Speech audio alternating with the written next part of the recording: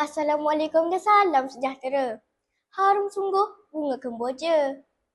Bunga larangan kemas tersemat. Jangan dibaca kulit sahaja. Teliti kandungan sehingga tamat. Saya, Nur Auni Fatia binti Nur Zahairi, merupakan murid kelas 5 Intan dari Sekolah Kebangsaan Bandar Putra. Saya ialah seorang pengawas dan ada menyertai beberapa pertandingan seperti pertandingan bercerita bahasa Inggeris dan bahasa Melayu, pertandingan tarian sekolah-sekolah Malaysia dan lain-lain. Namun, pada hari ini saya ingin menceritakan tentang sebuah novel yang berjudul Rahsia Kaisara. Sebenarnya, saya tertarik untuk membaca novel ini kerana judulnya Rahsia Kaisara. Buat jemah sangat kan? Rahsia Kaisara merupakan hasil karya Kuliana Syuhaimi dari siri novel Ana Muslim. Novel ini mempunyai 123 halaman dan diterbitkan pada tahun 2013. Kaisara merupakan watak utama dalam novel ini. Dia iri hati dengan kemewahan rakan sekelasnya puteri.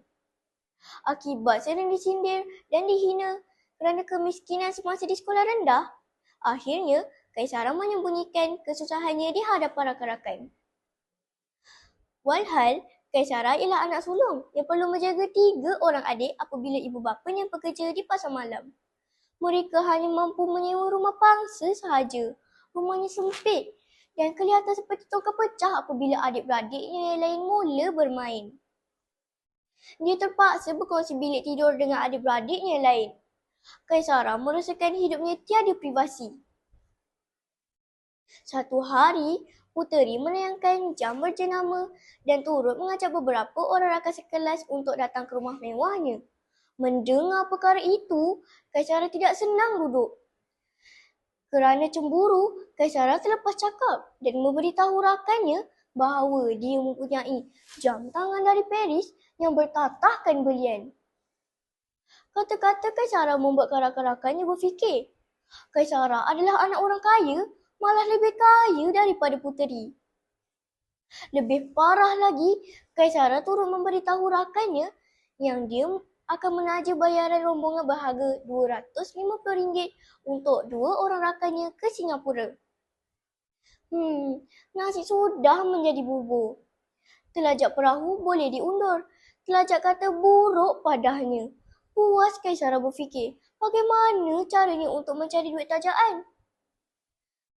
Akhirnya, Kaisara membuat keputusan untuk keluar ke bandar seawal 6:30 pagi dan terpaksa menipu ibunya yang dia perlu bertugas awal di sekolah.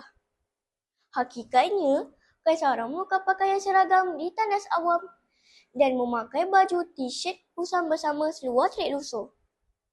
Dia juga mencalik kiwi kasut ke wajahnya. Sekilas pandang, dia tak ubah seperti pengemis. Dia merayu kepada setiap orang yang lalu. Merintih memberitahu bahawa dia adalah anak yatim yang beberapa hari tidak makan. Ramai kasihan melihat memberikan wang. Tiba-tiba, tangan Kaisara dipegang. Kaisara terkejut apabila melihat Kaidah, jirannya, melihat situasi itu.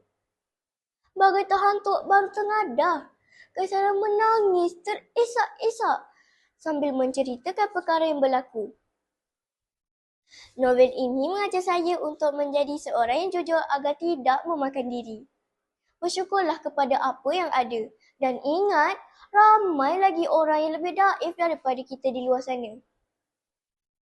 Sesungguhnya novel ini amat sesuai dibaca dan syarat dengan pengajaran.